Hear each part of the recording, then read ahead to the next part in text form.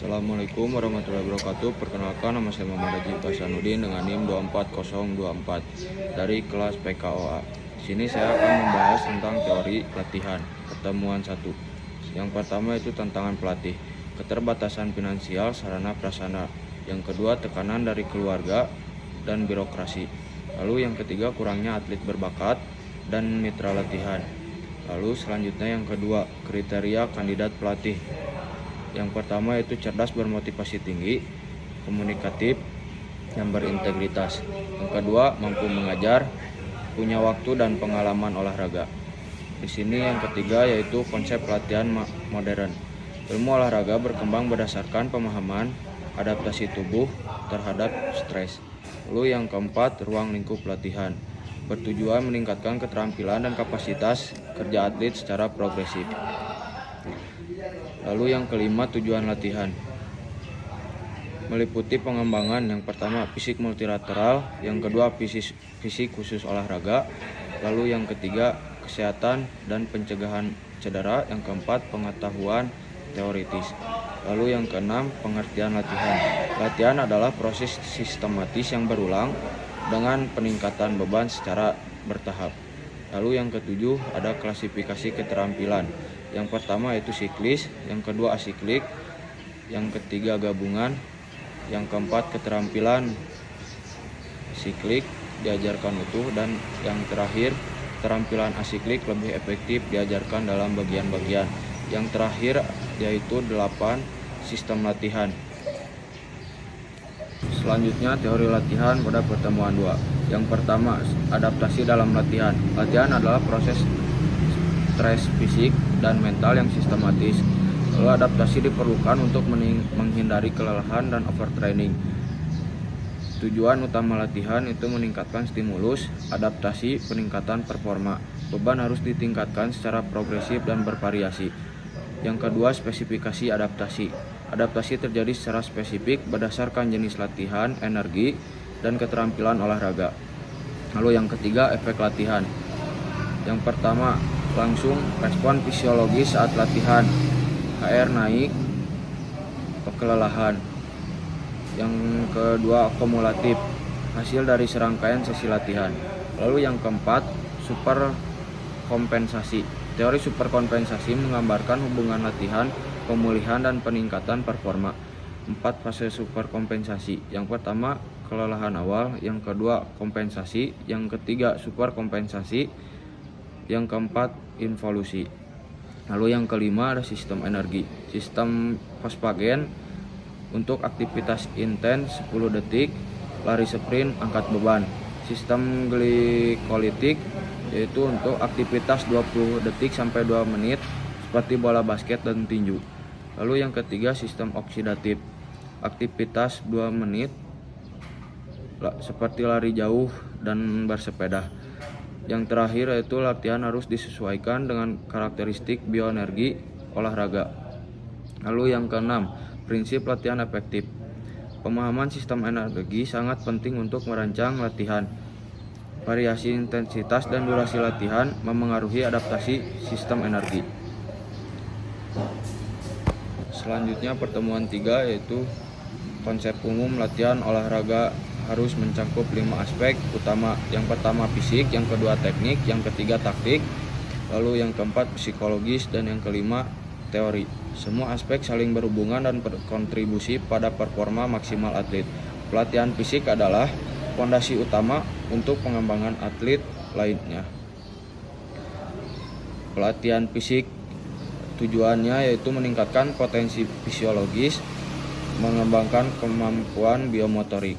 Lalu jenis pelatihan fisik yaitu yang pertama GPT atau General Physical Training, membangun fondasi kebugaran fisik, fokus pada volume tinggi, intensitas rendah. Lalu yang kedua SSPT atau Sport Specific Physical Training. Yang pertama yaitu latihan spesifik cabang olahraga, yang kedua intensitas lebih tinggi, lalu disesuaikan dengan tuntutan olahraga. Selanjutnya latihan dan adaptasi. Latihan fisik bertahap dari umum sampai khusus. Untuk atlet tingkat lanjut, latihan spesifik lebih dominan. Lalu daya tahan. Selanjutnya latihan untuk pengembangan. 1. Fisik umum atau disebut dengan GPT, kekuatan, fleksibilitas, daya tahan, contohnya kalistenik, lompat tali, dan lintas olahraga. Lalu yang kedua, biomotor spesifik, ada fokus pada gerak dan otot utama, contohnya power clean, squat, dan plyometric. Selanjutnya pelatihan teknik. Teknik, cara melakukan keterampilan, teknik yang baik, efisiensi, energi tinggi. Pelatihan teknik harus disesuaikan dengan yang pertama tingkat kemampuan, yang kedua tahapan perkembangan, yang ketiga gaya belajar.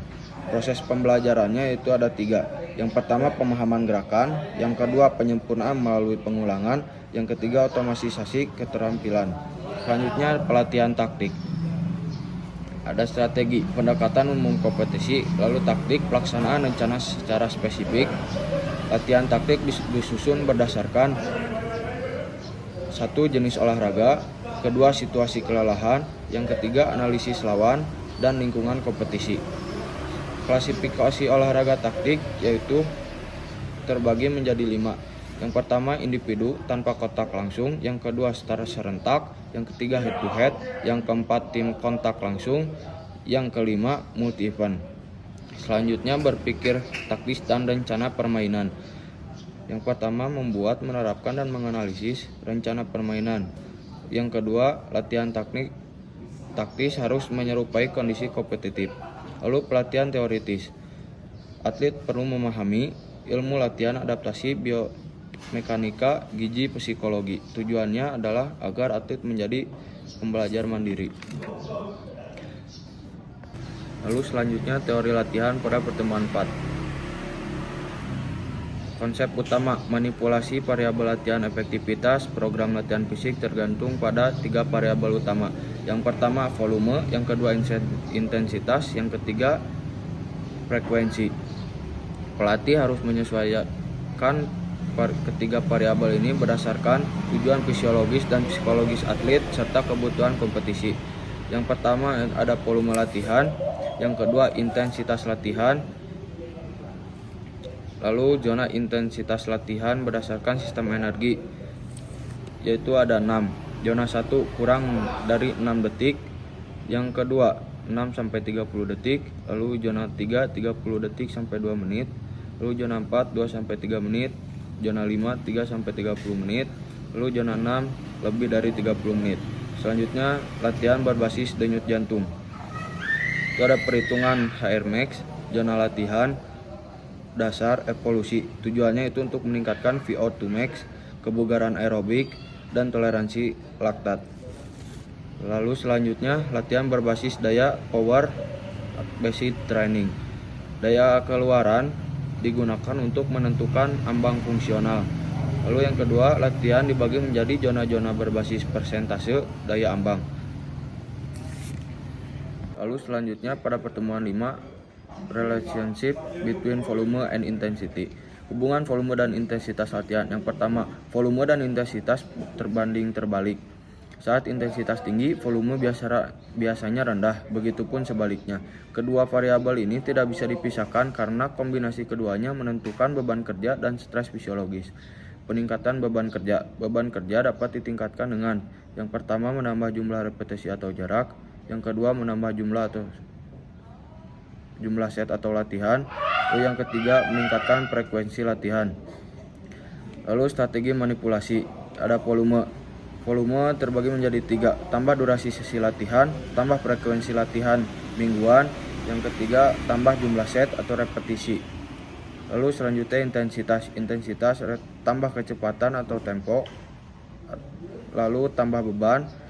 Selanjutnya kurangi waktu istirahat, yang selanjutnya gunakan zona denyut jantung lebih tinggi. Lalu fisiologis dan adaptasi. Overload progresif penting untuk menstimulasi adaptasi. Volume dan intensitas yang terlalu tinggi atau tajam dapat memicu maladaptasi atau disebut dengan overtraining. Beban harus disesuaikan dengan kapasitas atlet dan fase periodisasi. Selanjutnya beban eksternal versus internal. Beban eksternal yaitu volume, intensitas, frekuensi. beban internal, reaksi fisiologis dan psikologis. Gunakan alat seperti HRV, denyut jantung, akselerometer, tes psikolog untuk evaluasi. Lalu selanjutnya frekuensi dan kepadatan. Frekuensi sama dengan jumlah sesi atau minggu. Kepadatan relatif, persentase waktu kerja dari total sesi. Lalu kepadatan absolut, waktu kerja aktual dibanding total waktu sesi atau kerja tambah istirahat. Lalu selanjutnya kompleksitas latihan. Semakin kompleks teknik atau kegiatan, misal permainan taktis, semakin tinggi intensitas fisiologis, HR, dan laktat. Pelatih harus mempertimbangkan ini saat menyusun rencana latihan. Lalu selanjutnya periodisasi. Bagian 1, teori pelatihan. Yang pertama, dasar pelatihan. Pelatihan adalah proses adaptasi terhadap stres fisik dan psikologis. Tujuan utamanya adalah peningkatan performa melalui stimulus yang tepat. Aspek pentingnya yaitu bioenergi, perencanaan beban, dan respons adaptif tubuh. Lalu yang kedua, prinsip-prinsip latihan. Multilateral versus spesialisasi, keseimbangan antara kebugaran umum dan khusus. Individualisasi, rencana pelatihan harus disesuaikan dengan usia, bakat, dan pengalaman. Lalu yang ketiga, progresi beban. Beban harus meningkat secara sistematis. Selanjutnya yang ketiga, persiapan untuk latihan, meliputi pelatihan fisik, taktikal, taktis, dan teoritis. Lalu yang keempat, variabel latihan. Volume, intensitas, frekuensi, dan kompleksitas berpengaruh langsung pada hasil pelatihan. Lalu bagian 2 yaitu perencanaan dan periodisasi. 5. Periodisasi kemampuan biomotorik. Kemampuan biomotorik, kekuatan, kecepatan, daya tahan, kelincahan, dan sebagainya. Lalu yang ke-6 sampai ke-8 itu perencanaan sesi, siklus, dan rencana tahunan. Seperti jenis siklus pelatihan, sesi harian, mikro, makro, tahunan. Tujuan menyusun latihan agar puncak performa terjadi saat kompetisi utama. Lalu yang ke-9, peaking dan kompetisi, strategi puncak performa, kombinasi latihan dan pemulihan untuk performa. Bagian 3, metode pelatihan. Yang ke-10, kekuatan dan power. Lalu yang ke-11, daya tahan. Yang ke-12, kecepatan dan kelincahan. Selanjutnya konsep inti lainnya, super kompensasi, lalu sumber energi, adaptasi spesifik. Selanjutnya prinsip-prinsip pelatihan dalam olahraga prestasi. Yang pertama, tujuan utama latihan, meningkatkan keterampilan dalam performa atlet. Latihan bukan hanya fisik, tapi juga psikologis dan pedagogis. Selanjutnya, peran dan fungsi pelatih. Pelatih harus berperan sebagai guru, sahabat, panutan, manajer, ilmuwan, psikologi, promotor, dan administrator. Yang selanjutnya, prinsip-prinsip utama latihan. Yang pertama, overload atau perubahan. Yang kedua, specificity atau kekhususan. Yang ketiga, reversibility atau kembali asal. Selanjutnya, individualis pelatihan. Pelatih wajib memperhatikan yang pertama, usia biologis, kronologis, dan usia latihan. Yang kedua, riwayat dan status kesehatan. Yang ketiga, stres eksternal dan kebutuhan pemulihan. Selanjutnya, variasi latihan dan periodisasi. Variasi penting untuk mencegah kebosanan, menghindari overtraining, dan memaksimalkan adaptasi. Yang selanjutnya, pengembangan model latihan. Yang pertama, berdasarkan hasil tes fisiologis, teknis, psikologis, dan status gizi. Yang kedua, model bersifat spesifik dan harus dievaluasi dan dimodifikasi terus-menerus sesuai perkembangan atlet. Yang selanjutnya, perkembangan multilateral dan spesialisasi diri. Yang selanjutnya, usia ideal dalam olahraga. Setiap cabang memiliki rentan usia optimal untuk pengenalan spesialisasi berprestasi. Contoh, renang wanita mulai 7-9 tahun, spesialisasi 11-13 tahun, puncak prestasi 18-22 tahun. Selanjutnya, tenis pria mulai 7-8 tahun, spesialisasi 12-14 tahun, prestasi di umur 22-27 tahun. Lalu selanjutnya LTAD. Pengertian LTAD adalah pendekatan pembinaan atlet jangka panjang berdasarkan usia biologis, bukan usia kronologis. Fokusnya pada pengembangan atlet dengan dukungnya pelatih, ilmu olahraga, dan sistem yang terintegrasi. Masalah dan tantangan dalam sistem olahraga. Campur aduknya program antara atlet muda dan dewasa, serta antara pria dan wanita. Dominasi pelatihan berdasarkan usia kronologis. Lalu manfaat LTAD. Yang pertama, menyediakan jalur pembinaan yang jelas dan konsisten. Lalu yang kedua, membantu pelatih dan menyusun program latihan dan pemulihan. Yang ketiga, meningkatkan konsistensi dan performa atlet. Lalu yang keempat, mencegah cedera, kejenuhan, dan spesialisasi diri. Lalu selanjutnya ada 5 prinsip kunci LTAD. Yang pertama, 10 tahun. Rule diperlukan 10 tahun atau 10.000 jam latihan untuk mencapai tingkat elit. Yang kedua, fundamental, keterampilan dasar seperti lari, loncat, lempar sangat penting. Yang ketiga, spesialisasi, hindari spesialisasi diri sebelum usia 10 tahun. Yang keempat, development age, fokus pada perkembangan biologis bukan usia kronologis. Lalu yang kelima, windows of trainability, periode kritis untuk melatih stamina, kekuatan, kecepatan, keterampilan, dan kelenturan. Lalu selanjutnya mode tahapan LTAD. Yang pertama, fundamental, 6-9 tahun perempuan, 6-10 tahun laki-laki, fokus pada keterampilan dasar dan permainan yang menyenangkan. Lalu yang kedua, training to train, 9-13 tahun perempuan, 12-14 tahun laki-laki, fokus pada kondisi fisik dasar dan teknik latihan. Lalu yang ketiga, training to compete. Yang ketiga ini berusia 13-17 tahun perempuan, 14-18 tahun laki-laki, penekanan pada kompetisi dan teknik taktik individu. Yang keempat, training to win, 17 tahun lebih perempuan, 18 tahun lebih laki-laki, optimalisasi performa untuk ajang kompetisi tingkat tinggi. Lalu yang terakhir ada retirement, pemeliharaan partisipasi jangka panjang, 6-7 untuk spesialisasi lambat termasuk learning to train dan active start. Selanjutnya keterlatihan atau trainability, respon terhadap berbeda tiap individu, ada jendela kritis di mana latihan memberi dampak optimal. 5 aspek fisik utama, stamina, strength, speed, skill, dan supplements. Yang selanjutnya implikasi praktis. Orang tua mendapat wawasan tentang pertumbuhan anak dan pentingnya aktivitas fisik.